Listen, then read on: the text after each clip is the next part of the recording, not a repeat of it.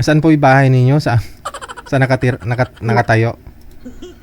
Sa Sibugay po. Sa Sibugay. Okay. Ilang taon na ho kayo, ma'am? 45. 45 galupok, no? Sa edad na 45, hiwalay na sa asawa o maghihiwalay pa lang po kayo? Walay na po sa Ilang mga bilang bahay. Kailan? Noong 2020 pa po. 6 years na rin, na? Ilan po yung iniwang alaala sa'yo? Ano po? Ilan po anak ninyo? 3. 3. Ilang taon na ho yung bunso? Punso 14, mag-15 na po. Ba't ho kayo naghiwalay? Sa magkabilang bahay. Saan ka po ba that time? Dito lang naman. Tapos lang sila na hanggang umalis na yung asawa ko dito sa amin. Lumipat ng ibang bahay. Umuwi sa kanila. Pero dito lang naman sa kapitbahay. Magkapitbahay pa rin kami. Magkapitbahay pa rin kayo dyan ngayon? Nakikita mo pa rin siya araw-araw? Opo. Yung asawa niya, nakikita mo na rin? Ay, ganun? Ay, yung mga anak mo, nakikita ng mga anak mo siya araw-araw? Nandito sa akin mga anak ko. 6 na taon na kasi siya hindi nagsuporta sa anak niya. Okay. Bali ho, yung bata pa ho kasi yung mga anak mo no? 26 yung isa. Tapos yung isa, second year college, 19. At saka 14. Po. Bakit hindi nagsusupport? Sabi walang trabaho. Pero sinadya Paano siya nakapag-asawa? Siyang binubuhay ng babae na kinakasama niya ngayon? Kung wala naman Hindi, may pera talaga kasi ninakaw pa nga niya yung pera ko dito at saka yung alahas ko. Saka umalis may pera. Pero naman akong ebidensya kasi wala pa kami CCTV noon. Edi 6 years ago na ho yun Ubos na ho yun. Ilang milyon po ba na alahas at saka pera yung kinuha sa'yo? Madiskarte. May siya, pigiri. Tapos may manukan. Poultry. Ay naman pala O di, daanin mo sa mabuting paraan. Tamang proseso. Ko na nga sa DSWD. Yung taon, siya na ang gumastos sa college namin. Kasi nasa na namin na sa barangay na ako yung sa bunso namin, pag mag-college, ako na yung mag-suporta siya ngayon. Kasi pag hindi niya susuportahan yung college namin ngayon, ko na siya, pailan ko na siya ng kaso kasi kumpleto na pag-file na lang.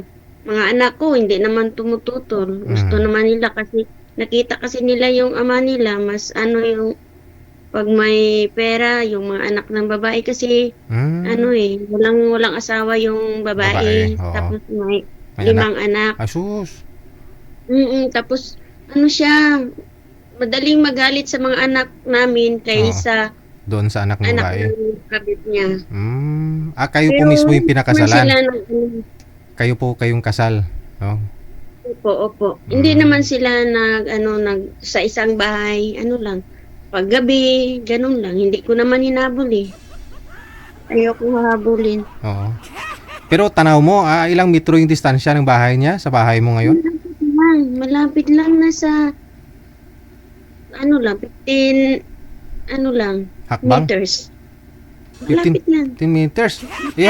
Kung medyo open, kung open po dyan sa likod mo, sa paligid mo, kung open din dun sa kanya, rinig na rinig niya yung usapan natin ngayon. Ganon. Hindi. Kung walang harang kung walang harang. Kasi 15 meters lang Oo. May isang bahay pa sa kapatid niya, tapos sa nanay niya. Nandun siya sa nanay niya. Halimbawa, kunyari, nag-celebrate sila ng anniversary nila ng bago niya. Narinig mo yung hiyawan, ganun. Hindi, yung bahay ng babae, doon sa baba. Like, sa, mga 100 meters ata. Mm. Anong mabigat na dahilan? Ba't ho kayo naghiwalay?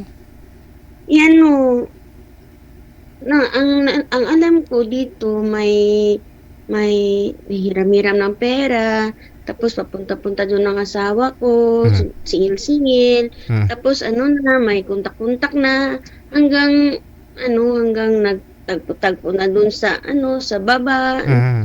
Ganun. Ako kasi hindi ko sila nadaling na kasi may trabaho din ako. Pagdating namin dito, pagkasama kami sa trabaho, Mm. pagdating namin dito, matutulog na ako kasi mas mas daming trabaho ako kaysa kanya. Kumbaga wala ka na ring time sa kanya. Time. Pagdating ko ng alas 11 ng gabi, wala pa siya, tatawagan ko na lang, saan ka? Nandito ako sa fish pan, pinapakain ko ang isda. Ay. Pag nalaman na namin na ganun, ubos ng isda. Ay. Baka iba yung pinapakain niyang isda. Baka siyang kumakain ng isda, ang tilapia. Tilapia talaga. Ano po ba trabaho niyo ngayon, madam? Ako, dami. Ako dito, PNA sa barangay. Oh. Barangay health worker. Tapos pag na akong duty, pupunta ako doon sa kabilang barangay, nagtrabaho ako doon, cashier. Ganun, walang sinayang na araw. Kasi 3 pinapakain ko kasi yung panganay namin, 26 na, pero dito pa rin sa bahay, syempre obligasyon ko. Lahat ako. Oh. So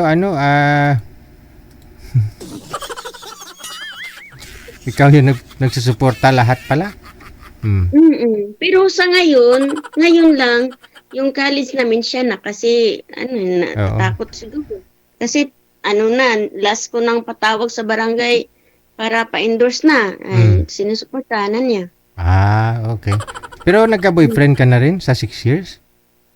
Hindi pa. Ay, wala pa? Oo, kasi focus ako sa trabaho. Oo. So ngayon lang naman sir, yung hindi naman agad-agad. Parang may libangan lang, ganun. Oo. Sige. Saan nga po kayo ngayon, ma'am? Saan nga po kayo? Dito sa Zamboanga, Sibugay po. Zamboanga, Sibugay. Oo. Sige, hanapan kita ng okay lang mo. Ha? Ano pong hanap mo sa lalaki? Ilang taon ang gusto mo? Lang. 45 to 50, ganun. 50. Ilang taon ka na po ba ngayon? 45. 45. Okay, sige. Dapat hindi, kasal pala kayo, no? Okay, ano yung hinahanap mo? Okay lang kahit kasal din? Ay, wag. Kasi Wag. Magulo na nga buhay mo, dagdagan pa, no? Oo. Aray. Hindi maganda ho siguro sa ibang lugar na. Kunyari, may makausap ka dito sa Luzon, mas maganda ho ikaluluwas dito. Kasi kung siyang pupunta dyan sa'yo, tapos si mister mo, andyan din, malagkapit bahay kayo, magulo yan. Ay, siguro, hindi na niya yan papansinin kasi siya ang nauna.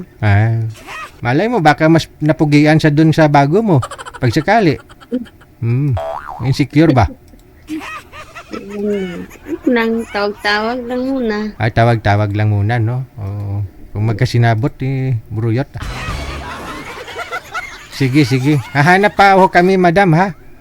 Okay. Sige po. Tatawag lang po, message nyo lang po ako, sir, kasi pag nandun ako sa kabilang barangay, walang signal doon. Pero pag gabi naman, nandito naman ako pag gabi. Okay. Sa ibang barangay ka naka-jote? Beach W? Dito sa barangay namin, BNE. Tapos, pag mag-duty ako sa kabilang barangay kasi, may part-time job din ako. Pero saan po kayo nagbubuto? Diyan sa ngayon? Dito ako. Bahay ko po. Okay. Sige. Babalik ho kami, ma'am, pag mayroon na, ha? Thank you. Narinig niyo yan? Maganda siguro, no? Kapag yung ex-husband niya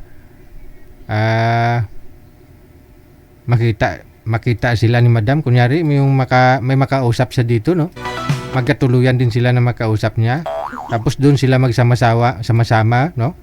Manirahan, abaw.